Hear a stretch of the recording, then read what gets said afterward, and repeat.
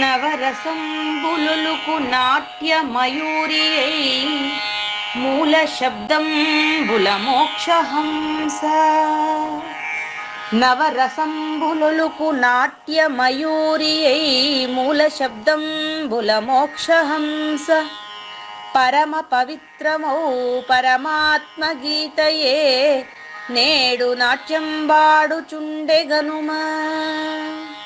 పరమ పవిత్రమో పరమాత్మ గీతయే నేడు నాట్యం బాడుచుండెగనుమ. మునిరతనార్యులు మోదిల్లు శిష్యుండు, మునిరతనార్యులు మోదిల్లు శిష్యుండు సహజాచలుని కంఠ శబ్దరీతి. అజ్ఞానతిమిరంబులంతంబుజేయ అనాదిబోధను వినుము ఆర్యులార.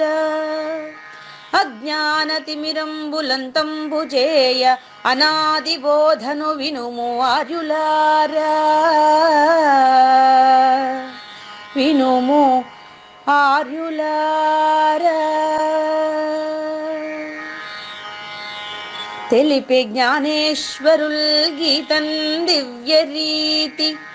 తెలిపే జ్ఞానేశ్వరుల్ గీతన్ దివ్య రీతి. ఆణిముత్యమీ గ్రంథము అచలులార. ఆణిముత్యమీ గ్రంథము అచలులార. ఆదరించిరి గీతను అచల ఋషులు గురుని వాక్కుగా గ్రహించి గురుతుగనుడు. ఆదరించిరి గీతను అచల ఋషులు గురుని వాక్కుగా గ్రహించి గురుతుగనుడు. హరి ఓం. శ్రీ గురుభ్యో నమః. ఓం నమో భగవతే వాసుదేవాయ. ఓం నమో నారాయణాయ. ఓం నమః శివాయ.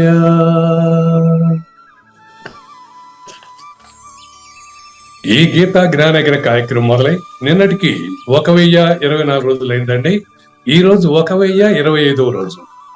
ఈ గీతా జ్ఞానయజ్ఞ కార్యక్రమం సంకల్పించి నిర్వహిస్తున్న శ్రీ విద్యాసాగర్ గురువు గారికి, శ్రీ వెంకటేశ్వర గురువు గారికి శ్రోతలందరి తరపున ధన్యవాదాలు, వందనాలు. ఈనాటి కార్యక్రమంలో పాల్గొన్న ఆత్మస్వరూపులైన శ్రోతలందరికీ కైవల్యాసనం తరపున, అలాగే శ్రీ శివరామ దీక్షితుల వారి అచల యూట్యూబ్ ఛానల్ తరపున హృదయపూర్వక స్వాగతం, వందనాలు. గురుదేవులు సహజాచల రాజయోగి శ్రీ పూజారి వెంకటేశ్వర గురువు గారిని కార్యక్రమం ఆరంభించమని కోరుతున్నానండి. సర్వము గురువుమయము, సర్వము గురువుమయము, భవరోగ వైద్యుడతడని తెలియుము. సకల విద్యల నిలయము, దక్షిణామూర్తి అతడని తెలియుము. మూగవాణి మాటను, ఈ మూగవాణి మాటను శ్రోతలు కోటలు దాటింతురు. గురుకృపా సిద్ధితోనే నేనెంత ఆనందమొందినానో. నిజయోగి శ్రీకృష్ణుడు, నిజ భక్తుడైనట్టి అర్జునుడు, వీరి సంవాదామృతం జనులార మన పాలిట అమృతం. వేదవ్యాసుడు దీనిని జనుల ఎద వికసించునట్లుగాను మహాభారతమందున వెలిగించే కోటి సూర్యుల వెలుగుతో నిత్య సత్య శాశ్వతమైన పరిపూర్ణంలో లేఖనే జరుగుతున్నట్లుగా మనకు తెలియబడుతున్న పవిత్రమైన శ్రీమద్ భగవద్గీత జ్ఞానేశ్వర్య జ్ఞానయజ్ఞంలో ఈరోజు 1025వ రోజున, అంటే 2023 డిసెంబర్ 23 శనివారం రోజున వైకుంఠ ఏకాదశి శుభాకాంక్షలతో ఈరోజు ఈ యొక్క సిద్ధాంతోక్తులు అనేటటువంటి కందపద్యంలో నిన్న కావూరు నాగేశ్వర ప్రసాద్ గారు తడబడినట్లు మనకు తెలుస్తున్నప్పటికీ అత్యవసరమైన, నాలాంటి ఎంతో మందికి అవసరమైనటువంటి ఆ ప్రశ్నకు సమాధానం ఈరోజు ఈ కందపద్యంలో ఇమిడి ఉండడం మనకు నిన్న తెలియదు అనమాట. అదేంటంటే ఈ అచల సిద్ధాంతం, నిన్న మీరు అడిగింది ఇదేనండి. అచల సిద్ధాంతం కొత్తగా సృష్టించారా అంటే మీ ప్రశ్ననే క్రమబద్ధీకరించబడిందండి. అదే గురుగారు, అచల సిద్ధాంతం కొత్తగా సృష్టించబడిందా లేదా ముందు గ్రంథాల్లో సేకరించి ఇప్పుడు వీళ్ళు రాశారా అంటే మీ ప్రశ్న ఇంకొంచెం అర్థవంతంగా మారిస్తే ఇలాగే ఉంటుంది. అంతే అంతే అంతే, నేను అడిగింది అంతే, నాకు సమాధానం కూడా దొరికింది, అది నిన్నే దొరికింది. ఓకే, అది దొరికినట్టు ఉంటది, దొరికింది అనడమే ఇప్పుడు మన అజ్ఞానం. నేను చెప్పాను, మీరు సాందీపు నుంచి కృష్ణుడికి చెప్పారు, చెప్పింది మీకు చెప్తున్నాను, శివరామ దీక్షితులు వారు చెప్పారు అంటే అది పరంపరగా వచ్చింది. అది అంతే, అది మనకు దొరికినట్టు ఉండదు. మనం చెప్పినట్టు, నేను చెప్పినట్టు, మీరు విన్నట్టు మనకు ఉంటది. గురుగారు, నిజంగా సమాధానం దొరికితే అక్కడ మన ఇద్దరు ఉండం, అది మాత్రం ఉంటది. అది గురుగారు, అది మన ఇద్దరికి కూడా అది సూచన అవసరం అయి ఉంది. అటువంటి అద్భుతమైనటువంటి సూచనను ఈ రోజు మనకు అందిస్తున్నటువంటి ఈ యొక్క సిద్ధాంతోక్తులు అనే 148వ కందపద్యంతో కార్యక్రమం ఈరోజు ఒక 5 నిమిషాలు ఆలస్యమైనందుకు అనివార్య సాంకేతిక కారణాల వల్ల 5 నిమిషాల ఆలస్యం, శ్రోతలంతా అన్యదా భావించాలని ప్రార్థిస్తూ సిద్ధాంతోక్తులు ఇవి అనేటువంటి అద్భుతమైన సూచన అందించేటువంటి 148వ కందపద్యంతో శ్రోతలందరికీ స్వాగత సమాచారం. శ్రీ గురుభ్యో నమః. శ్రీమద్భాగవత కృష్ణదేశిక ప్రభులు రచించిన 292 కందార్థ దరువులు సంపూర్ణంగా జ్ఞాన యజ్ఞంలో రోజుకొకటి చొప్పున వ్యాఖ్యానించబడిన విషయం శ్రోతలకు విదితమే.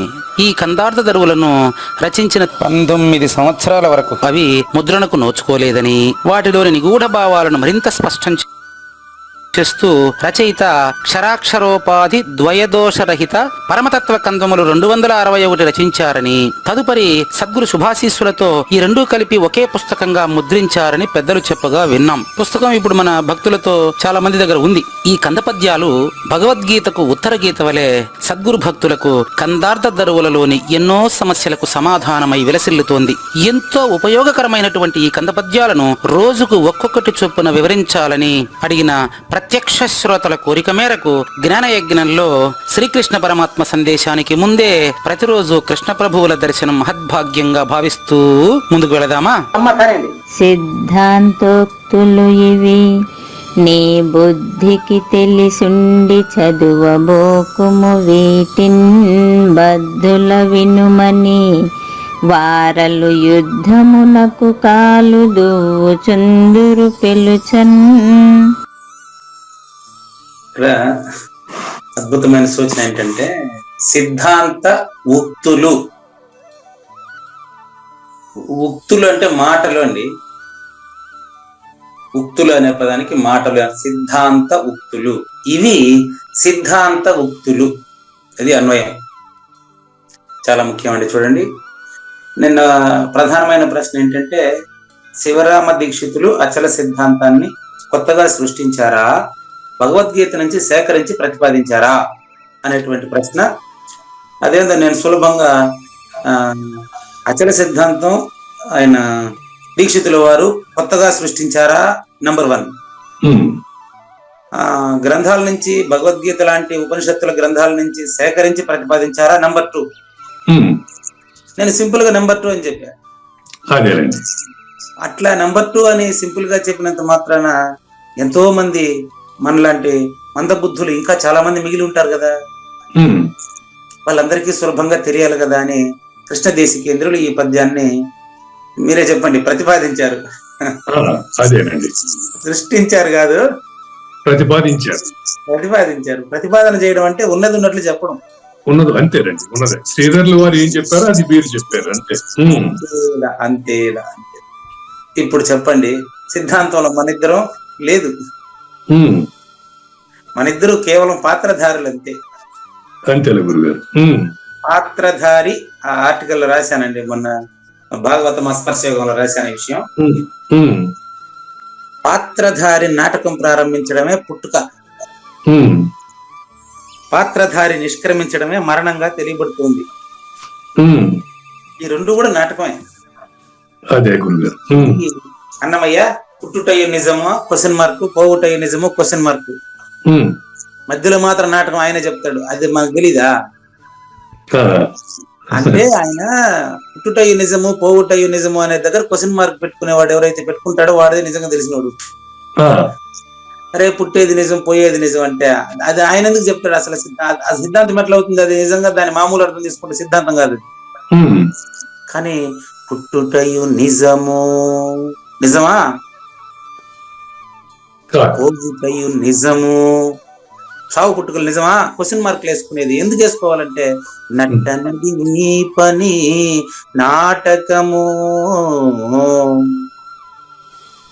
నేనేమి కొత్త పదాలు వాడట్లేదు ఇక్కడ.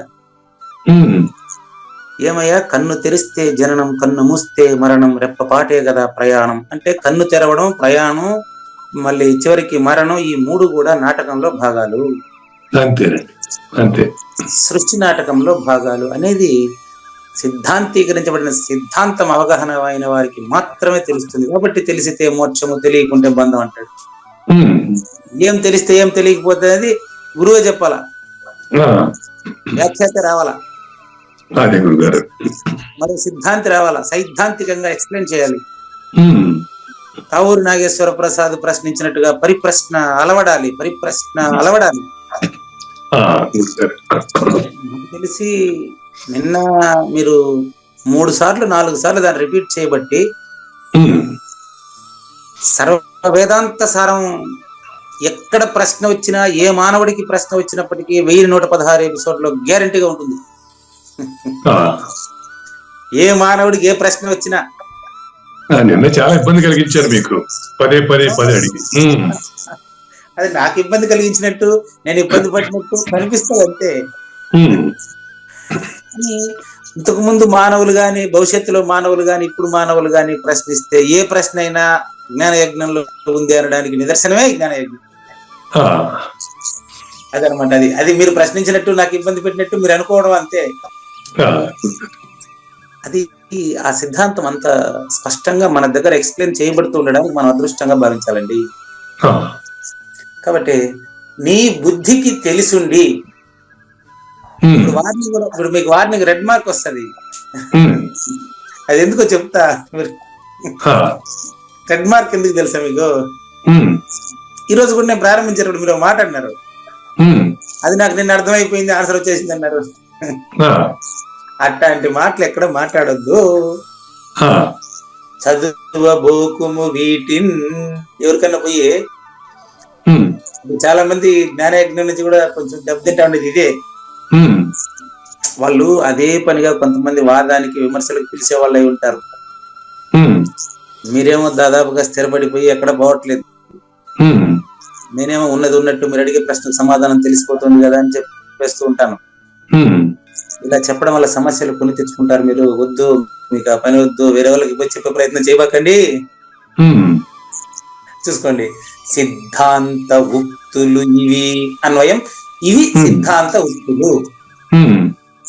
నీ బుద్ధికి తెలిసుండి కావూరి నాగేశ్వర ప్రసాద్ గారికి అచల పరిపూర్ణ సిద్ధాంతం చక్కగా అలవడిందని నాకు అర్థమైందండి. కానీ అర్థమైంది అని నా జ్ఞానయజ్ఞంలో మీరు పూజారి వెంకటేశానికి చెప్పినట్టుగా జ్ఞానయజ్ఞంలో కావూరి నాగేశ్వర ప్రసాద్ గారికి మీరు చెప్పినంత చులకనగా, అంత సులభంగా వేరే వాళ్ళకి చెప్పొద్దు.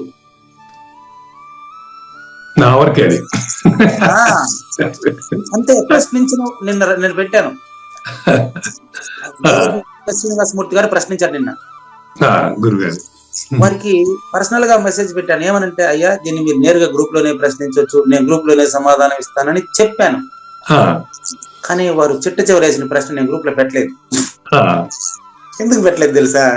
ఉమ్, ఆ ప్రశ్న ఆయన నుంచి వచ్చింది కాబట్టి ఆన్సర్ ఆయన ఒక్కడికే అది స్థిరపడుతుంది. ఉమ్, అది నేను ఎత్తిపోయి గ్రూప్ లో పెట్టినా కూడా ఉపయోగం లేదు. అదే కొంతమంది విమర్శలు రావడం తప్ప. ఉమ్, అసలు నేనే పెట్టలే గ్రూప్ లో దాన్ని. ఆ, ఏమిటా రహస్యం అని మీరు అడిగితే అది మీకు మాత్రం సపరేట్ గా మళ్ళీ ఫార్వర్డ్ చేస్తా అంతే. నేనే పెట్టలేను, ఆ, ఎందుకంటే ఆయన ప్రశ్న చివరికి అక్కడికి వస్తుంది. అదేలేండి. కానీ అక్కడ ఆన్సర్ ఇస్తే అదే ఏం చేస్తారు వాళ్ళంటే ఇక్కడ వినిపిస్తాను చూడు. ఉమ్, ఇవి సిద్ధాంత ఉక్తులు. నీ బుద్ధికి తెలిసిన తరువాత తెలిసి ఉండి సుమ్మా ఇరు. ఉమ్, రమణ మహర్షి, ఉమ్, నువ్వు తెలిస్తే సుమ్మా ఇరు, నాకు తెలిసింది అని ప్రకటించద్దు. ఆ, చదువబోకుము వీటిన్. ఎందుకు వద్దని చెప్తున్నా తెలుసా? ఉమ్, ఎవరు ముందరంటే వాళ్ళ ముందర పోయి అచల సిద్ధాంతం చెప్పినావు అనుకో, ఆ, వాళ్ళు ఏం చేస్తారో వినండి. ఉమ్, బద్దులు వారు జ్ఞానానికి బద్దులై ఉన్నారు. జ్ఞానము అజ్ఞానము, మంచి చెడు, స్వర్గము నరకము, ఈ ద్వంద్వాల్లోనే ఉండారు వాళ్ళు. అవును.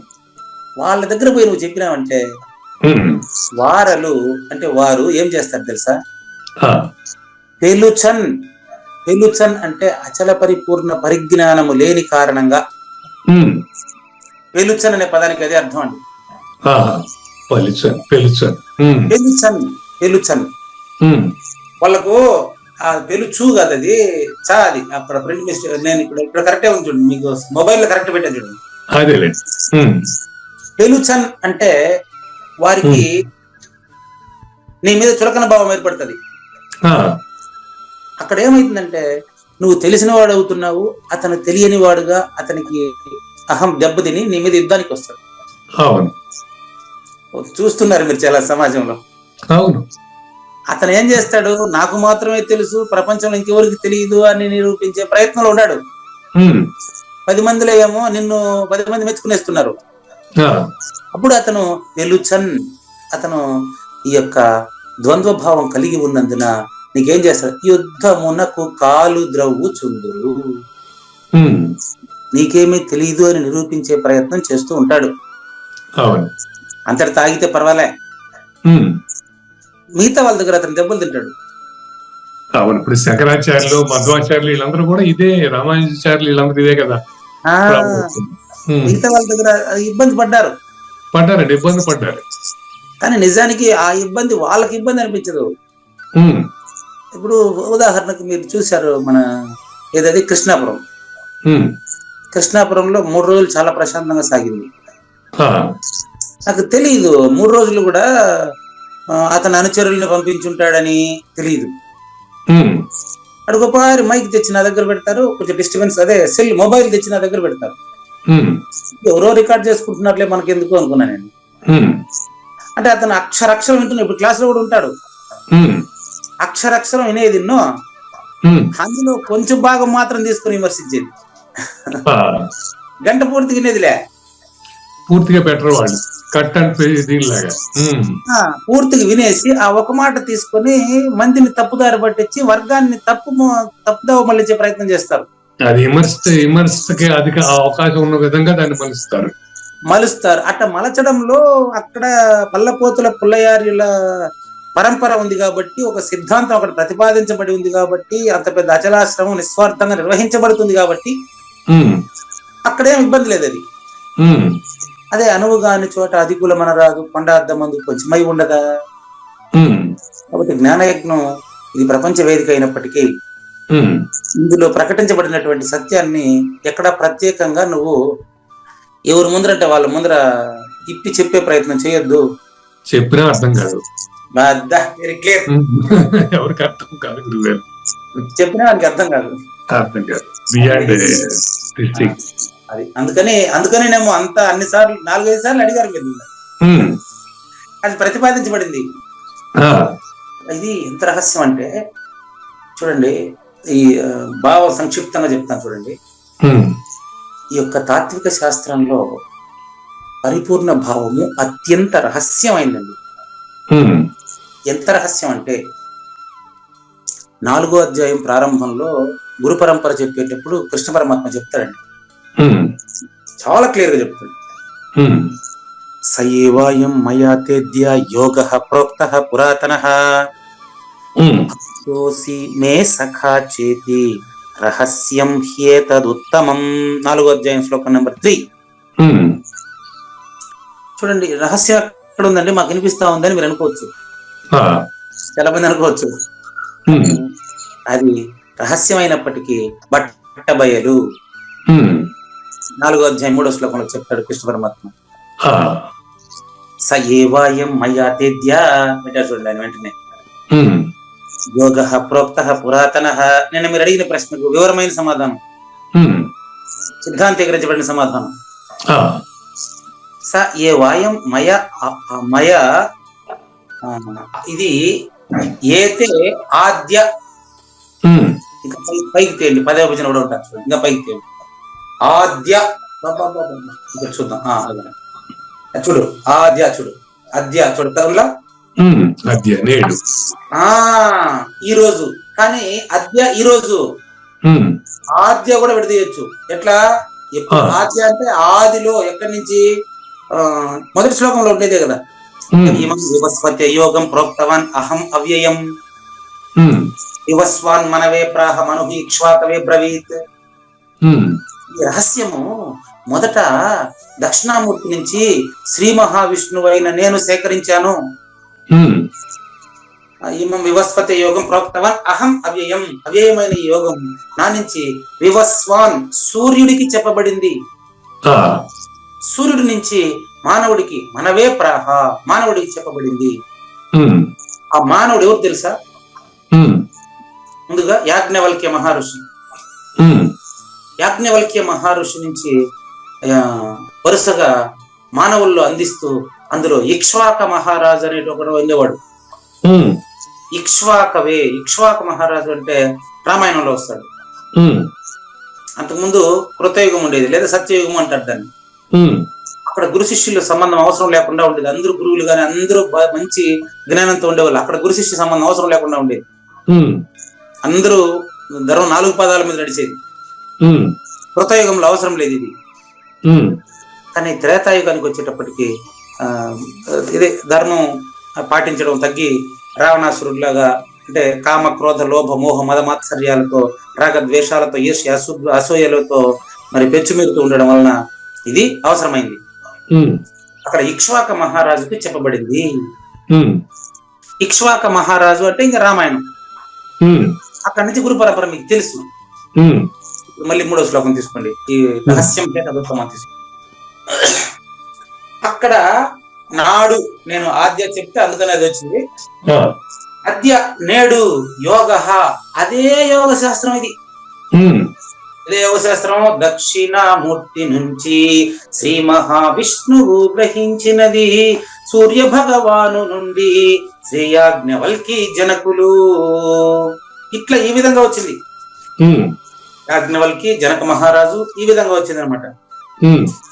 ఇట్లా వచ్చినటువంటి ఈ యొక్క యోగం నేడు నీకు చెప్పబడుతుంది. ఏంటి ఇది? చూడండి, అయం వ్యర్థ బాహ్య కోపీన భవతి అనే సుఖయోగి సాందీప ఋషుల వరుష దీనినే శ్రీకృష్ణ పరమాత్మ వద్దనే ఎరిగరిగిన ఉద్ధవార్జునులకు అని రాస్తాడు లింగమూర్తి గారు కూడా.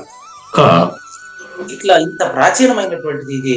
చూడండి, మీరు అంటే కావూరు నాగేశ్వర ప్రసాద్ అని మీరు, ఇక్కడ నేనే అర్జునుడు మీరే కృష్ణుడు, లేక మీరే అర్జునుడు నేను, ఇద్దరు మిత్రులేనండి. ఎవరి పాత్ర ఎవరికైనా పెట్టుకోండి, కానీ వీళ్ళిద్దరు పరిపూర్ణులు కాదు, ఉన్నదే పరిపూర్ణం. ఇద్దరు ముగ్గురు ఉన్న పరిపూర్ణులు ఒకడే ఉంటాడు. ఆ ఇద్దరిలో ఉండే పరిపూర్ణుడు ఒకడే. వారందరూ కూడా పరిపూర్ణులే అంటే ఒకడే, మంది లేరు. నేను పబ్లిక్ గా చెప్తూ ఉంటే కూడా చాలా మందికి అర్థం కాదు, కానీ మీకు అర్థమవుతుంది. ఎందుకు తెలుసా? అనన్య భక్త భక్తోసి, చూసుకోండి, అనన్య భక్త నీవు నా భక్తుడివి. నా భక్తుడు అంటే పూజ వెంకటేశ్వర భక్తుడు కాదు, కృష్ణుడి భక్తుడు కాదు, మేకా నిర్భయానంద భక్తుడు కాదు, సాక్షాత్తు సద్గురుమూర్తికి అనన్య భక్తుడివి. నీవు మే నా యొక్క సఖా జ్ఞానయజ్ఞ మిత్రుడివి. జ్ఞానయజ్ఞంలో మిత్రుడు ఎట్టొచ్చినావో నాకు కూడా తెలియదు. అదే ఇప్పుడు ఇదంతా ఆత్మస్వరూపుడు అన్నా భగవత్ స్వరూపం అన్నా వీళ్ళందరూ సత్యాబావుడు, ఇది దీని అర్థం ఇదే. అంతే అంతే అంతే అంతే కదా గురుగారు. అంతేరా సఖా, నువ్వు జ్ఞానయజ్ఞంలో నాతో మిత్రుడిగా కలిసావు. మరియు ఇంకా పైకి తీయండి, మీరు చూసుకోండి, అంటే చూసుకోండి. ఇంకా ఈ రహస్యం అనే పదాన్ని బాగా జాగ్రత్తగా గమనించండి. ఇక్కడ మీరు చదువుకోండి, నా యొక్క మిత్రుడివి. నెక్స్ట్ అదనపు క్వాలిఫికేషన్ ఉంటుంది నీకు. మిత్రుడు భక్తుడు రెండు నువ్వే అయినప్పుడు, భక్తుడు మాత్రం అయినావు అనుకో, నా మీద నీకు భయం ఉంటుంది. గురువు గారు ఏం ప్రశ్న వేస్తే ఏమనుకుంటారో నేను. నో, మీరు మిత్రుడు కూడా కాబట్టి ఎప్పుడైనా అలవోకగా మీలో వచ్చిన ప్రశ్న భయంగా మీరు వదిలేస్తారు నోటి నుంచి బయటికి. ఎందుకంటే మీకు భయం లేదు నేనంటే కొంచెం కూడా. అది ఉండకూడదు. భక్తి ఉందలే గురువు గారు, భక్తి అయితే ఉందలే గురువు గారు, తెలుసుకోవాలనే తపన గురువు నుంచి ఉంది. ఆ భక్తిలో ఈ భయం వెళ్ళిపోవాలి. భక్తిలో భయం వెళ్ళిపోవాలి. మిత్రత్వంలో స్నేహం ఉండిపడాలి. సృష్టిలో తీయనిది స్నేహమేనయ్యా. ఎందుకంటే హనుమత్ శాస్త్రి చెప్తాడు, సృష్టిలో తీయనిది స్నేహమేనయ్యా. ఎంత గొప్పది స్నేహం అంటే, ఈ స్నేహము కృష్ణార్జునుల వలె, శ్రీకృష్ణ సాందీపుల వలె అన్యోన్య స్నేహం, అనన్య భక్తికి దారి తీయాలి. ఆ మిత్రులు ఎవడైనా ఒకడు గురుభక్తులు ఉంటే అది అన్యోన్య స్నేహం, అనన్యమైపోవాలి. దేవి గారు రాస్తారు, అన్యోన్యమే కాదుయా అన్యోన్యమే గాదయా గురువరా, ఇది అనన్య భక్తి అని రాస్తారు. కాబట్టి ఈ అనన్య భక్తి మరి మీకు నా పట్ల ఉండడం వల్ల, మీకు నా పట్ల అనే రెండు చెల్లిపోతాయి. అనన్యం అనేటప్పుడు రెండు వెళ్ళిపోతాయి. మీరు అనన్య సద్గురు భక్తుడు కాబట్టి, నాకు జ్ఞానయజ్ఞ మిత్రుడు కాబట్టి, ఇట్టి రహస్యము ఈ రహస్యం ఈ ఖచ్చితంగా నిజంగా ఇది ఎంత ఉత్తమము, ఏతత్ ఉత్తమం శ్రేష్టమైనది. ఎంత శ్రేష్టము ఎంత ఉత్తమం తెలుసా? గుహ్యాత్ గుహ్యతరం మయా, నా చేతనే చివరి 63వ శ్లోకంలో చెప్పబడుతుంది. 18వ అధ్యాయం 63వ శ్లోకంలో భగవద్గీత అంతా అయిపోయిన తర్వాత ఏమనంటే, ఇది తే జ్ఞానం ఆఖ్యాతం గుహ్యాత్ గుహ్యతరం మయా అంట. అంటే మీరు చెప్పింది నాకు అయినంత వరకు రహస్యమే అది. మరి అంతే కదా, రహస్యం అంటే మీనింగ్ అంతే కదా గురుగారు. ఇంకెట్లా అర్థం? అది 18వ అధ్యాయం 63లో చెప్తాడు. 18వ అధ్యాయం 63లో 63 ఈ మాట ఎంత క్లారిటీ అంటే, తీసుకోండి, ఇది తే జ్ఞానం ఆఖ్యాతం. 10 రోజులు రాబోతుంది కదా. ఇంకా ఈ జ్ఞానము ఆఖ్యాతం పూజారి వెంకటేశం చేత నీకు చెప్పబడింది. నేను చెప్పట్లేదు, పూజారి వెంకటేశం చేత, అక్కడ శ్రీకృష్ణ పరమాత్మ అనేటువంటి ఒక ఉపాధి చేత నీకు చెప్పబడింది. 60 అక్కడ చెప్పిందే ఇక్కడ రిపీట్. ఇది ఎంత రహస్యం తెలుసా? గుహ్యాత్ గుహ్యతరం మయా ఆఖ్యాతం. అదే రహస్యం చెప్పిన వాళ్ళు, రహస్యం విన్నాడు ఇద్దరు లేరు. అది ఇది క్లారిటీ. ఇప్పుడు చెప్పండి, ఇప్పుడు నాకు తెలిసింది ఎట్టంటారు ఇంకా? మరి ఇంకా రహస్యం ఏముంది అందులో? తెలియదు, ఇద్దరు లేరని తెలియటమే రహస్యం. అంతే, అది కూడా మీరే చెప్పారు. ఈ రహస్యం ఎట్లేదు కూడా. నేను అదే నిన్న కూడా మీకు ప్రశ్న మీరే ఇస్తున్నారు, ఆన్సర్ మీరే ఇస్తున్నారు అని చెప్పాను కదా. మీరు చెప్పేదాన్ని నుంచి తెలుస్తాను గురువు గారు. అదే చూసుకోండి. మయా ఇతితే జ్ఞానమాఖ్యాతం మయా ఆఖ్యాతం. ఇది నా చేత నీకు చెప్పబడింది, నేను చెప్పలేదు. అది నేను చెప్పలేదు అని మాట చెప్పకుండా అటు చెప్తారు. దీన్ని నువ్వేం చేయాలి తెలుసా? ఈ రోజు పద్యంలో ఇదే, దీనికి ఇంత లింక్ ఉంటుందని నాకు కూడా తెలియదండి. దీన్ని ఈ యొక్క ఏదో ఉత్తమం రహస్యమైనటువంటి భావాన్ని నువ్వేం చేయాలా? నీకు నువ్వు విమర్శించుకొని సరిపుచ్చుకోవాలి. నేను ఈ డూప్లికేట్, నేను మృష అని, అచల పరిపూర్ణం నేనని సరిపుచ్చుకోవాలి తప్ప నాకు అర్థమైందంటే అది అర్థమైనట్టు కాదు. అంటే సుమ్మరాలి రమణ మాకు చెప్పినట్టుగా ఊరికే ఉండాలి అంతే. కాబట్టి విమృశ్యై బాగా విమర్శించుకో, బయట కాదు, నీలోనే. అదే గురుగారు. తత్ అశేషేణ అశేషేణ. ఆ రోజు తలపుల మురత్నం గారు నన్ను సిద్ధాంతం యొక్క ఆశ్రమానికి ఉప్పలంచి కృష్ణమూర్తి గారి దగ్గర సీతాఫలమండికి పంపారు. ఇది అదిగా అట్టాటిది కాదు, ఇది మిమ్మల్ని ఇంకో చోటు నేను పంపట్లేదు. ఆ రోజు గురువు గారు ఉండేటప్పుడే పోయి తెలుసుకొని వచ్చి నాకు చెప్పు నాయన అని చెప్పారే. ఇది అట్లాంటిది కాదు. నీలోనే విమృశ్యై, నేను చెప్పినటువంటి భావాన్ని నీలో నిక్షిప్తం చేసి నీలో పరిశీలించు. నీకు బయట ఎవరు లేడు. అది బయట ఉండేది ఇప్పుడు థర్డ్ పర్సన్ లో గురువు శిష్యులు ఇద్దరు వేరు వేరుగా ఉండేది. అది అదండి. సెకండ్ పర్సన్ లో గురు శిష్యులు ఒకరే. అంతే, గురువు చెప్పింది శిష్యుడు విని విచారించాలి. అది విచారించిన తర్వాత 26వదిగా సూచన చేయబడినాడు అనుకో, వాడికి 2వది ఏడు ఉంది ఇంకా. అవును గురుగారు. విమృశ్యై తత్ అశేషేణ, నీలో బాగా విచారించి చూస్తే అది రహస్యం కాదు, మీరన్నట్టు బట్ట బయలే. అది ఇప్పుడు తథా కురు, నీకు ఇష్టం వచ్చి కురు అంటే చెయ్యి. ఇదే మొదటి శ్లోకం కూడా. కురుక్షేత్రే ధర్మక్షేత్రే కురుక్షేత్రే సమవేతాయుత్సవః మామకాః పాండవాశ్చైవ కిమకుర్వత సంజయ.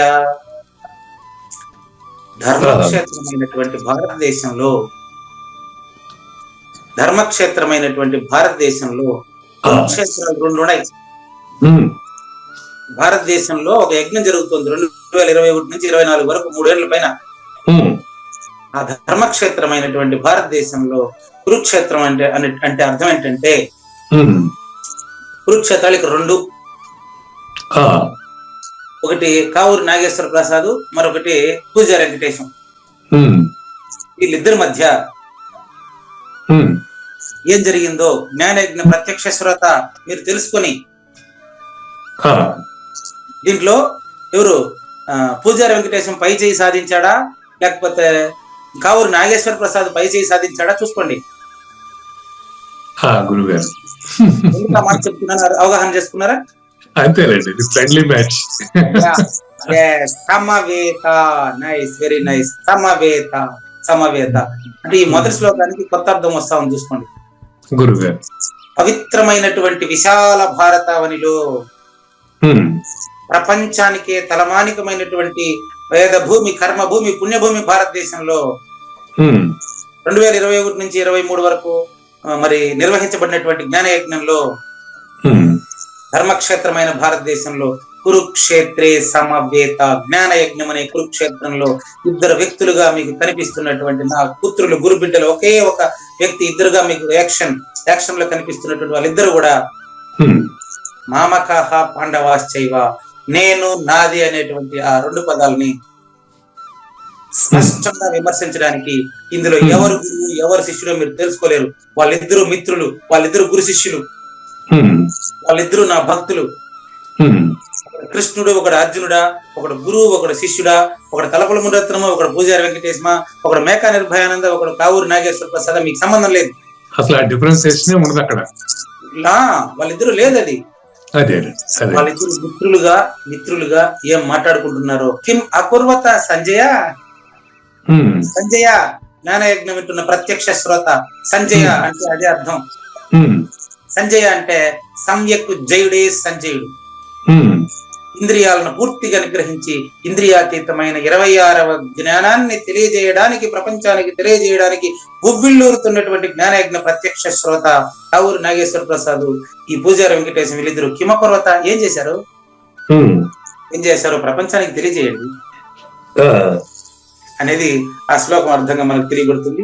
కాబట్టి ఇవి సిద్ధాంత ఉక్తులు అనేటువంటి విషయం ఎక్కడి నుంచి ఎక్కడికి వెళ్ళింది చూడండి. కాలాతీతమైన శ్లోకాలు మన్నించాలి.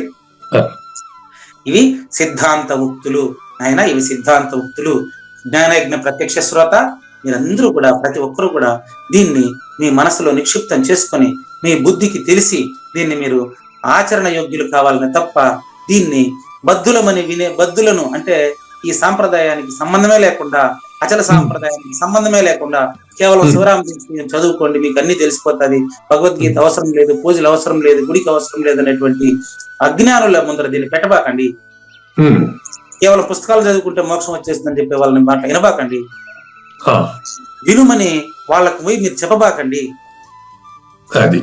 వాళ్ళు యుద్ధమునకు కాలు దుగురు పేలుచన్ ద్వంద్వంలో ఉన్నారు వాళ్ళు. వాళ్ళు ద్వంద్వాతీతులు అయ్యేంత వరకు జ్ఞానయజ్ఞాన్ని పూర్తిగా ఇంటూ ఉంటారు. శిశుపాలుడు కూడా చివరి దాకా విన్నాడు. ఏమైనాడు? అదే విధంగా ఆయన ఎవరు, భస్మాసురుడు నాట్యం చివరి దాకా చేశాడు. తర్వాత ఏమైనాడు? గురు సూచన ద్వారా లేకపోయినట్టు అయినాడు. అవును, అదే విధంగా వీళ్ళని కూడా భావించండి. సద్గురు సూచన ద్వారా ఇతను కూడా లేడని అతను తెలుసుకునేంత వరకు అతన్ని మీరు ఇబ్బంది పెట్టకండి, అతనికి ఏం తెలియజేయబడకండి. కాబట్టి ఇది అతి రహస్యమైనప్పటికీ బట్టబయలు అయినప్పటికీ అతి రహస్యం. మరి ఇది శివరామ దీక్షితంలో అడుగడుగునా వినిపించేటటువంటి మాట. అతి రహస్యము బట్టబయలైనటువంటి దీన్ని మీరు పెలుచన్ బద్ధులకు చెప్పబాకండి. వాళ్ళు పెలుచన్ అంటే వాళ్ళు కేవలం అజ్ఞానంతో ఉంటారు కాబట్టి, వాళ్ళు కేవలం ప్రపంచం వైపే చూస్తారు కాబట్టి పరమార్థం వైపు చూసేటువంటి శక్తి వాళ్ళకు ఉండదు. ఎందుకు తెలుసా? వాళ్ళకుండే జ్ఞానం 3 రకాల్లో. ఇప్పుడు మనం 1025 ఎపిసోడ్ లో 2వ భాగంలో చెప్పుకోబోయేటువంటి తామస జ్ఞానము. వాళ్ళ జ్ఞానమే కాదు. రండి, కమాన్, ఇంక 20 నిమిషాలు ఉంది. ఈ తామస జ్ఞానాన్ని కంప్లీట్ చేసుకుందాం. కృష్ణులకు ధన్యవాదాలు తెలియజేస్తూ శ్రీకృష్ణ పరమాత్మ జ్ఞానేశ్వరి అయి వ్యాఖ్యానం చేస్తున్నాడు. కొనసాగుతుంది వ్యాఖ్యానం. అదే వాస్తవంగా చూస్తే అచల పరిపూర్ణంలో వీళ్ళ జ్ఞానమే కాదండి. చూసుకోండి, అక్కడ నిన్న కొనసాగిన చోట నుంచి తీసుకోండి, చూసుకోండి. వాస్తవంగా చూస్తే వాళ్ళకుండే జ్ఞానం అని చెప్పకూడదండి. బాగా వింటారు, పూర్తిగా ఈ క్లాస్ లాస్ట్ వరకు వింటారు. అందులో అంత వద్దు, ఒకే మాట కట్ చేసుకుని పోయి విమర్శిస్తారు. అయినప్పటికీ దీనిని నేను జ్ఞానం అని చెప్పుట గల కారణం ఏం తెలుసా? ఏం చేద్దాం, గుడ్డోడికి కండ్లు ఉంటే కూడా సరిగ్గా కనపడదు. అంటే చదువుతున్నానండి నేను. నంబర్ 1, పుట్టు గుడ్డివాడికి కండ్లు చూచుటకు చక్కగా కనిపిస్తుందా? వాడి కండ్లు మనకు కనిపిస్తుంది. ఏం సూచన జ్ఞానేశ్వరి. చూడండి, ఎక్కడోందండి మీరు ఇంకా చూడలేదండి. ఈ ప్రపంచం అంతా తాను ఇంకా తీయండి, తీయాలా? ఈరోజు మీరు చూసుకుంటలేదు, నాకు అర్థం కాదు. ఎంతవరకు అయిందన్నా? ఓ సారీ, నేనే పొరపడ్డాను కదా. మృత్యువు అందరినీ భక్షించును. అక్కడి నుంచి తీయండి, కిందికి తీయండి కదా, కిందికి తీయించు. వాస్తవంగా చూస్తే వాళ్ళ జ్ఞానమే కాదు. ఉందా? మృత్యు అందరినీ భక్షించును కదా. కాబట్టి ఈరోజు నేను పొరపడ్డాను. ఉందా? చూసుకోండి, మృత్యు అందరినీ భక్షించును కదా. వాడు కూడా అంతే, అందరినీ ఆ భావం వచ్చినప్పుడు నేను దాన్ని సూచన చేస్తూ వస్తానండి. చావు ఎట్లాగైతే అందరినీ చంపడమే పని దానికి. సావు అగ్ని అన్ని అందరినీ భక్షిస్తుంది. యముడు అజ్ఞాని, కాలంలో భాగం వాడు. అది తన మన భేదం లేదు వాడికి. అట్లా వాడు అజ్ఞాని. చూసుకోండి, అగ్ని అందరినీ దగ్ధమనరుస్తుంది. ఇట్లా తామస జ్ఞానం ఉండేవాడు కూడా వాడు గొప్ప అనిపించుకునే దానికి ప్రయత్నం చేసేదానికి ఎవరినో ఎంతటి వాళ్ళనైనా తగ్గించే ప్రయత్నం చేస్తాడు. కాబట్టి ఈ ప్రపంచం అంతా తాను భోగించడం కొరకు ఏర్పడి ఉంది, బ్రాకెట్లు పెట్టారు అని వాడికి అనిపిస్తుంది. కాబట్టి వాడు విన్నాడు మాట.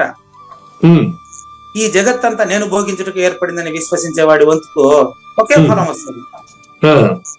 అది తన శరీరాన్ని పోషించుకున్నట్టే వాడి భావన. అది ఎవరి దగ్గరికి పోయినా ఇదే ఆలోచిస్తూ ఉంటాడు వాడు. ఆకాశం నుంచి వర్షరూపం భూమి పైన పడే నీటికి అంతిమ ఆశ్రయ స్థానం సముద్రమే. కానీ వీడికి కూడా అదే విధంగా ఎట్లుంటుందంటే వీడి పరిస్థితి, ఎక్కడికి పోయినా ఈ రోజు నాకు ఇంత వచ్చేయాలి అని మాత్రమే టార్గెట్ పెట్టుకుంటాడు. అంతే, నాకు గొప్ప పేరు వచ్చేయాలి అంటాడు. అంతే. కాబట్టి తామస జ్ఞానం చేసే పనులన్నీ కూడా కేవలం తన పొట్ట కొరకే, తన గౌరవం కొరకే, తన కీర్తి కొరకే ఉంటుందండి. వీడికి స్వర్గము నరకము ఇట్లాంటివంతా సంబంధం లేదు. వీడికి అజ్ఞాని. స్వర్గం నరకం అనే భావన ఉంటే మళ్ళీ దానికి అతీతంగా పోతే అది వేరే విషయం. కానీ స్వర్గాన్ని సంపాదించుకోవాలి, నరకంలో తప్పించుకోవాలి అనేటువంటి జ్ఞానం వీడికి ఉండదు. అజ్ఞాని వీడు. ఈ జ్ఞానము ఏమంటే శరీరమే ఆత్మ. వాడు పరిపూర్ణానికి ఎరుకకి తేడా తెలియదు వాడికి.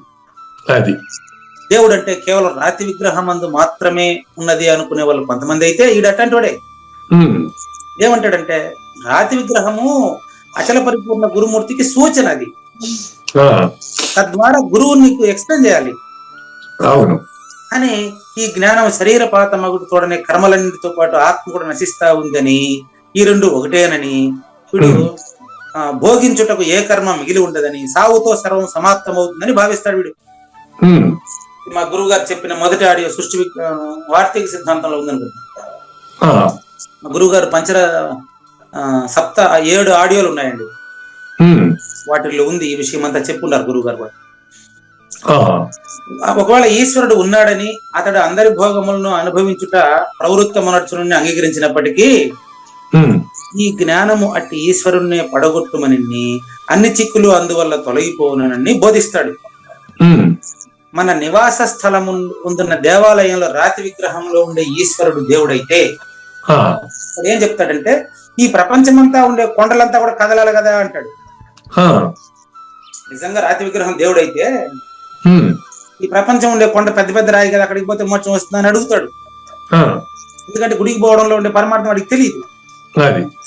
నేను గంగలో మునిగితే మోక్షం వచ్చేస్తుంది అంటారే, అయితే చేపలకంతా మోక్షం వచ్చేస్తుందా అని ప్రశ్నిస్తాడు. ఈ మన శ్రీరామచంద్రమూర్తికి గాని శివరామ దీక్షలకు గాని వీళ్ళకంతా తీర్థయాత్రలు చేసిన తర్వాత వైరాగ్యం వచ్చింది. కాబట్టి ఈ జ్ఞానం దేశమందున్న ఈ యొక్క పర్వతములన్నీ ఎందుకు మెదలకుండా కూర్చున్నాయి, ఆ పర్వతాలంతా ప్రపంచాన్ని కరుణిస్తున్నాయా అని అడుగుతాడు. అంటే విరుద్ధమైన మాటలు మాట్లాడతాడు.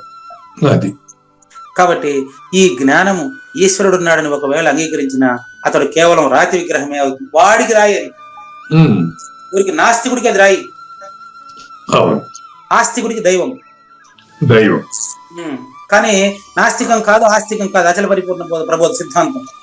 ఆస్తికుడు కూడా రాతి దైవం, విగ్రహం దైవం కాదు, విగ్రహంలో ఉన్నటువంటి మూర్తి దైవం. అవునండి, ఈ విషయము ఆస్తికుడికి కానీ నాస్తికుడికి కానీ వీళ్ళిద్దరికి కొట్లాట పెడితే కుదరదు. వీళ్ళిద్దరికి అతీతమైన గురువు దగ్గరికి పోతేనే ఆన్సర్. అంతే. ఇద్దరు ఒకటిగా చేరి రావాలి గురువు దగ్గరికి, వాళ్ళు లేకపోతే విడిగా పోవాలి. వాళ్ళ మధ్య పోటీనే పెట్టుకుని రాకూడదు. ఇద్దరు సర్వస్వ శరణాగతి కావాలి అచల గురువుకి. అవును. కాబట్టి ఆత్మ అంటే శరీరం అని, పాపపుణ్యాది ఇతర విషయాలు పూర్తిగా మిథ్య అని తలంచి ఎప్పుడు కూడా విషయములందు లిప్తుడై ఉంటాడు. వాడు సంపాదనే మార్గంగా జీవిస్తాడు. లిప్తుడు అలిప్తుడు తేడా చూస్తున్నారా? ఇక్కడ ఆ పని లేదు, లిప్తుడు ఇది. విషయములందు లిప్తుడై ఉండి ఎట్టుంటదంటే సేమ్ మళ్ళీ అదే అరణ్యంలో అగ్గి ఎట్లాగైతే సమస్తను కాల్చుకుంటా పోతుంది, అట్ట వీడు అందరినీ పడగొట్టుకుంటా పోయే ప్రయత్నం చేస్తాడు. నిజానికి శివరామ దీక్షితుల వారు కూడా ఫస్ట్ విజయ పత్రాలను ప్రోగు చేసుకున్న శివరామ దీక్షితులు శ్రీధరుని చేరేటప్పుడు అట్టే వెళ్ళారు. ఆయన చరిత్ర ఉంది. నాతో వాదిస్తావా, విజయ పత్రం రాసిస్తావా అని అడుగుతారు శ్రీధరుని పోయి. ఆయన ఏమంటాడు, నీతో వాదించేదానికి నేను అవసరం లేదండి, మా అబ్బాయి చిన్నోడు ఉన్నాడు, వాడిని వాదించి అంటాడు. చిన్న పిల్లవాడిని పంపిస్తారు వాదనకి. ఆ శివరామ దీక్షితులు ఆ పిల్లవాడితో వాదించేటప్పటికి, నాయన నీ గురువు ఎవరు అని అడుగుతాడు. నాకు గురువు ఎందుకండి, మా నాయన చెప్తా ఉండే మాటల్లో ఏదో కొన్ని మాటలు మీకు సమాధానంగా వచ్చేసింది, నేను గురువు నాకు గురువు అదంతా లేదంటాడు. ఒకటే మాట ఆ పిల్లోడు, అబ్బాయి చిన్న పిల్లోడు అనమాట. ఇంట్లో మా నాన్నగారు ఏదైతే మాట్లాడుతూ ఉంటారో వచ్చిన వాళ్ళతో, వాటిల్లో నుంచే మీరు క్వశ్చన్ చేశారు, వాటిలో నుంచి నేను సమాధానం చెప్పుకుంటాను అంతే, నాకేమీ తెలియదండి. ఒకే మాట మా నాయనతో మాట్లాడంటాడు, ఒకటే మాట. అప్పుడు ఈ విజయ పత్రాలంతా శ్రీధరుల కాళ్ళ ముందర పెట్టేస్తారు శివరామ దీక్షితులు.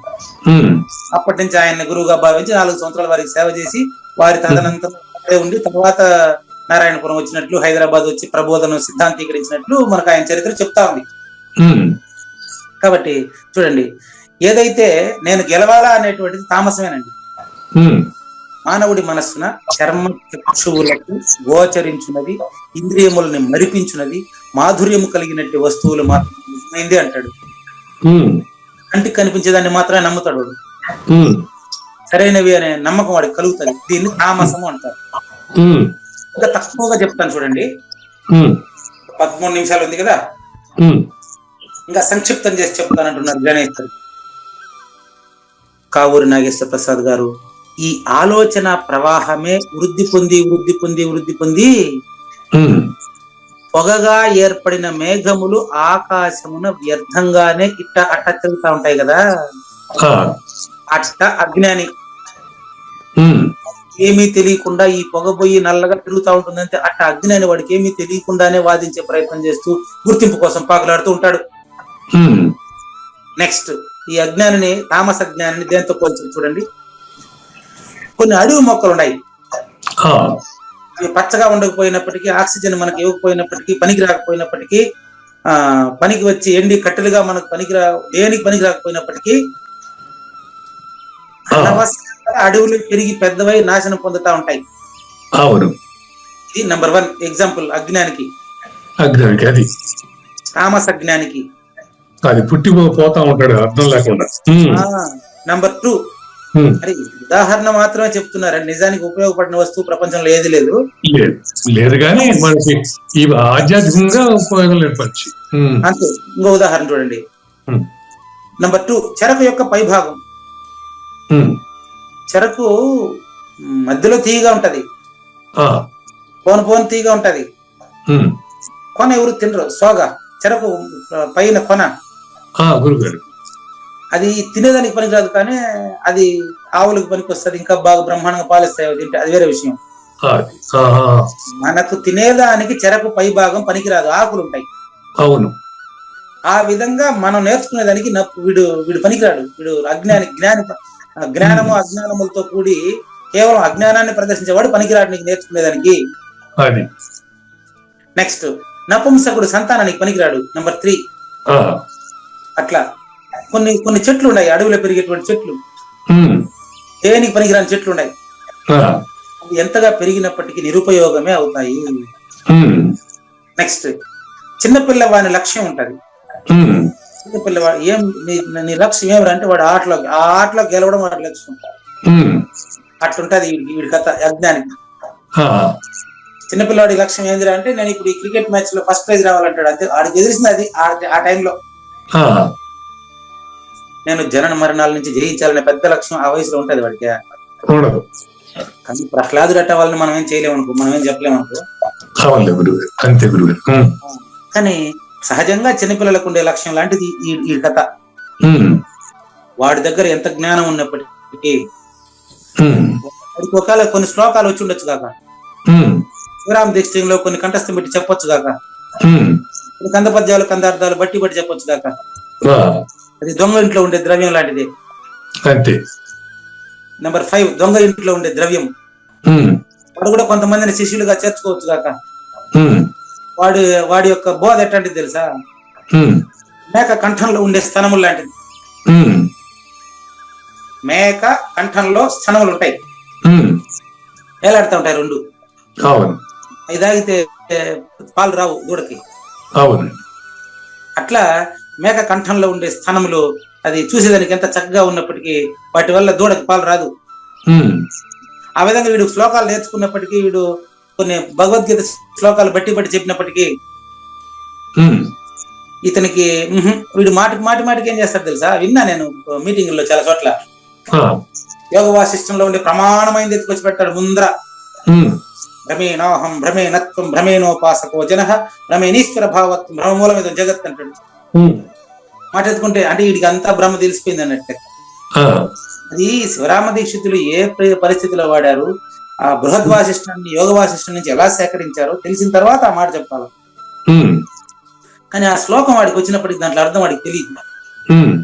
అజ్ఞాని అంటే తామస జ్ఞానం ఎట్టుంటది కాబట్టి చూసేదానికి వాడి నోట్లో ఎంత స్పష్టమైన ఉచ్చారణ వచ్చినప్పటికీ వాడికి ఆ జ్ఞానం లేదు కాబట్టి అది వ్యర్థము. నిస్తేజముగా కనిపించు జ్ఞానము నేను తామస జ్ఞానం అని ఇంతసేపు నీకు ఎక్స్ప్లెయిన్ చేశానని జ్ఞానేశ్వరి మనకు చెప్తున్నాడు. ఇక్కడ వాస్తవంగా చూస్తే ఈ జ్ఞానాన్ని మనం జ్ఞానం అని చెప్పొచ్చా అండి? ఇప్పుడు జ్ఞానమే కాదు. ఎట్లాంటి అజ్ఞానం అంటే పుట్టు గుడ్డోడికి చూసేదానికి కండ్లు చక్కగా కనిపించు రీతిన, దీని అర్థం చూసేదానికి కండ్లు చక్కగా కనిపించు రీతిన అంటే అర్థం ఆలోచించండి. అంటే ఎదుటివాడికి చూసేవాడికి కళ్ళు ఉంటాయని అనుకుంటాం మనం, కానీ వెరీ క్లియర్. మనం అనుకుంటాం వాడి కండ్లు బాగుందని, చూపు కనపడేది వాడికి మాత్రమే తెలుసు. అట్లా నంబర్ 1 మంచి ఎగ్జాంపుల్ చూడండి. ఉమ్, పుట్టుగుడ్డి కండ్లు మనకు చూసేదానికి బాగుంటాయి వాడి కండ్లు, ఆ, అందులో చూసేటువంటిది లేదు. ఆ, హాస్పిటల్కి వస్తే ఇతనికి పనికిరాదు, ఇతను పూర్తి గుడ్డోడిగా బతకాల్సిందని చెప్పేస్తారు అంతే.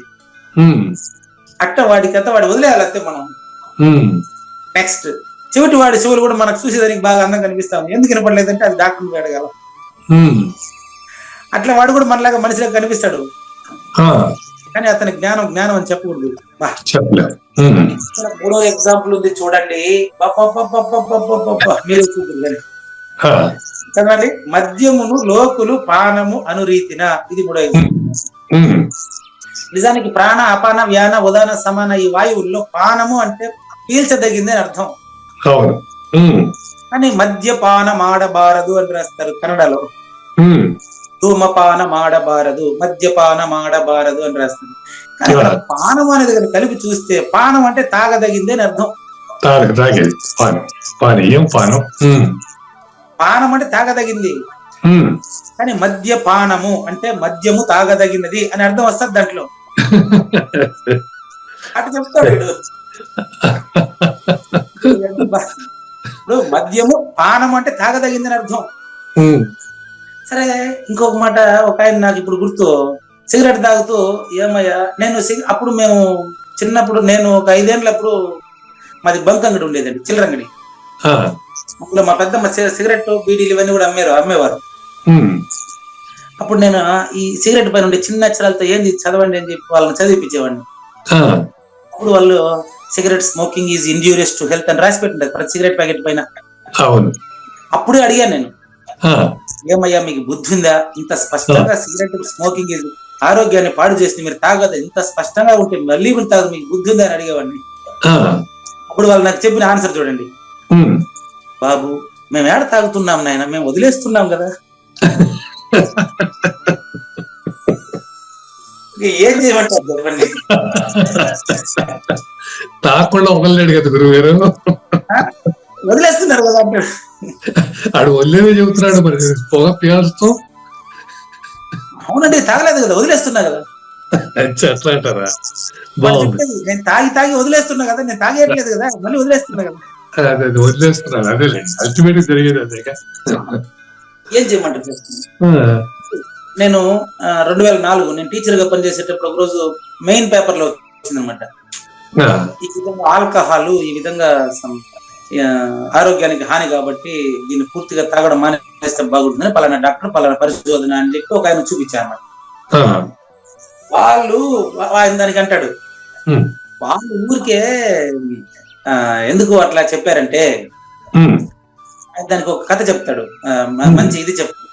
ఆ, వాళ్ళు ఊరికే చెప్తారట, అదంతా ఏం లేదు, నేను తాగినా కదా, 2 రోజులు తాగుతున్నాను, నేను బాగానే ఉన్నాను కదా, ఆ, నాకు ఆరోగ్యం బాగాలేకుండా పోలేదు కదా అంటాడు.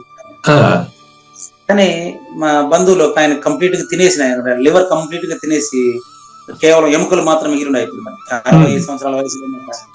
ఉమ్, కాబట్టి ఎప్పుడు కూడా అజ్ఞానికి జ్ఞానం బోధించే పని మనం చేయకూడదు.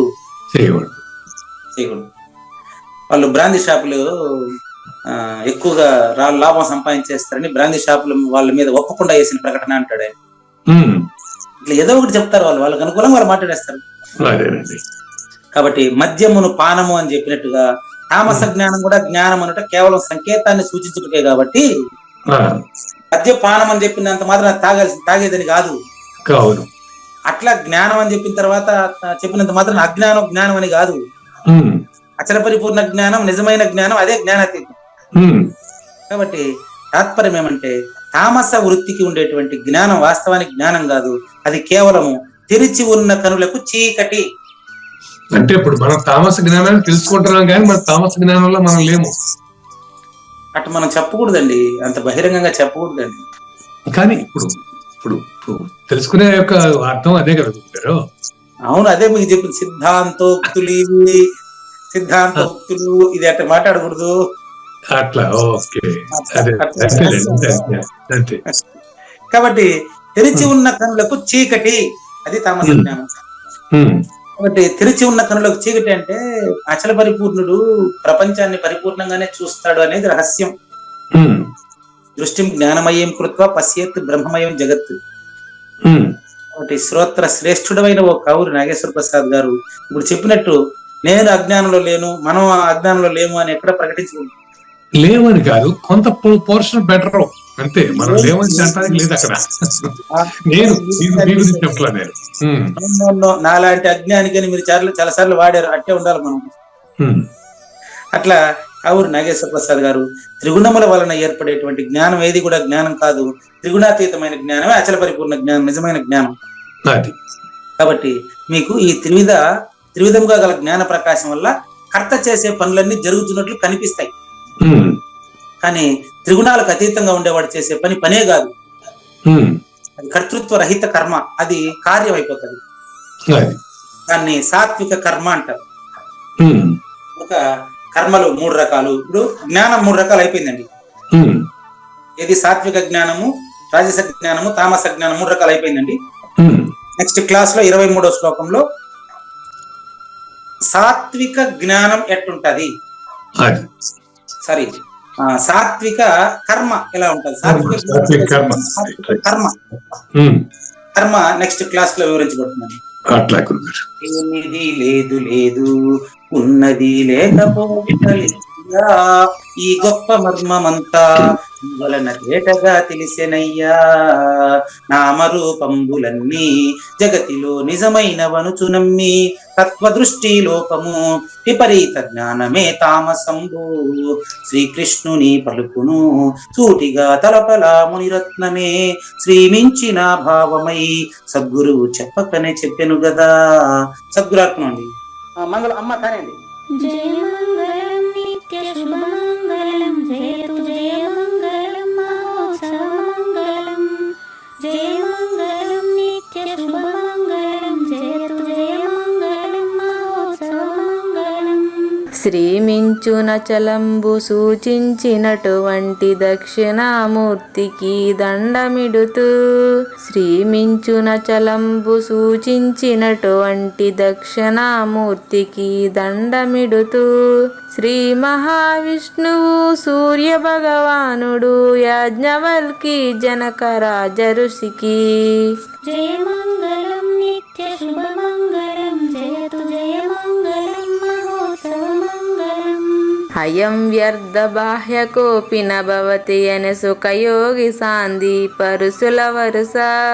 అయం వ్యర్థ బాహ్య కోపి నభవతి అనే సుఖయోగి సాంది పరుసుల వరుస. దీనినే శ్రీకృష్ణ పరమాత్మ వద్దనే ఎరిగరిగిన ఉద్ధవార్జునులకు జయమంగళం నిత్య శుభమంగళం జయతు జయమంగళం మహోత్సవమంగళం. శ్రీ అల్లమా ప్రభు బసవేశ్వరుండును బ్రహ్మానంద రామానంద స్వామి. శ్రీ అల్లమా ప్రభు బసవేశ్వరుండును బ్రహ్మానంద రామానంద స్వామి. నవరసాలు లిఖించు నాట్యమయూరిగా గీతను మలచిన జ్ఞానేశ్వరులకు జయమంగళం నిత్య శుభమంగళం జయతు జయమంగళం మహోత్సవమంగళం. కబీరు దాసుడు సహజానంద గురుడు రామావధూతయు రాజితముగా. కబీరు దాసుడు సహజానంద గురుడు రామావధూతయు రాజితముగా. అంబికా శివయోగి శ్రీవేమన నిరంజన వెంకయ్య తిరువెంగళార్యులకును జయమంగళం నిత్య శుభమంగళం జయతు జయమంగళం మహోత్సవమంగళం. శ్రీ బృహద్వాశిష్ట సిద్ధాంతమును చేసి జనన మరణ భ్రాంతి జడుపు బాపి. శ్రీ బృహద్వాశిష్ట సిద్ధాంతమును చేసి జనన మరణ భ్రాంతి జడుపు బాపి. అచల సాంప్రదాయమవనిలో నెలకొలిపి అందించినట్టి శివరాములకును జయమంగళం నిత్య శుభమంగళం జయతు జయమంగళం మహోత్సవమంగళం. మెప్పైన బోధల తిప్పలు బాపిన అప్పయ్య మంత్రియు అచల గురులు. మెప్పైన బోధల తిప్పలు బాపిన అప్పయ్య మంత్రియు అచల గురులు. పరశురామ సీతారామ స్వామి ప్రభులు నరసింహయో యోగి గురువర్యులకును. జయమంగళం నిత్య శుభమంగళం జయతు జయమంగళం మహోత్సవమంగళం. కంద కందార్థముల నందించి బృందముకు రంది పాపిన కృష్ణ ప్రభువునకును. కంద కందార్థముల నందించి బృందముకు రంది బాపిన కృష్ణ ప్రభువునకును. పలుకులా కందనిది పరబయలు ఇది అని పలికిన ఫీల్కాన లక్ష్మణునకు. జయమంగళం నిత్య శుభమంగళం జయతు జయమంగళం మహోత్సవమంగళం. ఫీల్కాన లక్ష్మణుల ప్రియ శిష్యవర్యుండు అవధూతయని పేరావనియందు. ఫీల్కాన లక్ష్మణుల ప్రియ శిష్యవర్యుండు అవధూతయని పేరావనియందు. పాఠాలు నేర్పించి పీఠాలు ఏర్పరచి శంఖబాపిన వెంకటేశ్వర వధూతకు. జయమంగళం నిత్య శుభమంగళం జయతు జయమంగళం మహోత్సవమంగళం. బట్టబయలున ఎరుక పుట్టనే లేదని బాలాజీ సింగు ఈ కీలు తెలిపే. బట్టబయలున ఎరుక పుట్టనే లేదని బాలాజీ సింగు ఈ కీలు తెలిపే. మూలమూలేనట్టు ఎరుకేమి లేదని తెలియజెప్పిన మునిరత్నమార్యులకును. జయమంగళం నిత్య శుభమంగళం జయతు జయమంగళం మహోత్సవమంగళం. నరస్వప్నము వంటి సురస్వప్నమిది అని పరిపూర్ణ దర్శినిని ప్రకటపరచి. నరస్వప్నము వంటి సురస్వప్నమిది అని పరిపూర్ణ దర్శినిని ప్రకటపరచి. సహజాచల రాజయోగి సద్గురు కృపచే సాంప్రదాయక గురుల సరసనాజేరే. జయమంగళం నిత్య శుభమంగళం జయతు జయమంగళం మహోత్సవమంగళం. నిష్కల్మషానంద నిజ గురుని శిష్యుండు లింగమూర్తి లిపిని పొందుపరచి. నిష్కల్మషానంద నిజ గురుని శిష్యుండు లింగమూర్తి లిపిని పొందుపరచి. కార్వేటి నగరము పురవాసుడైనట్టి పూజారి వెంకటేశునకంకితం బిది. జయమంగళం నిత్య శుభమంగళం జయతు జయమంగళం మహోత్సవమంగళం. జయమంగళం నిత్య శుభమంగళం జయతు జయమంగళం మహోత్సవమంగళం. జై సద్గురు ప్రభు మహారాజ్ కి జై. జై గురుదేవ్ అండి. శ్రోతలందరి తరపున వెంకటేశ్వర గురువు గారికి ధన్యవాదాలు చెప్తూ శాంతి మాత్రం. పూర్ణమదః పూర్ణమిదం పూర్ణాత్ పూర్ణముదచ్యతే పూర్ణస్య పూర్ణమాదాయ పూర్ణమేవ అవశిష్యతే. ఓం తత్సత్. ఓం శాంతి శాంతి శాంతి. హరి ఓం. న తద్భాసయతే సూర్యో న శశాంకో న పావకః యద్గత్వా న నివర్తంతే తద్ధామ పరమం మమ.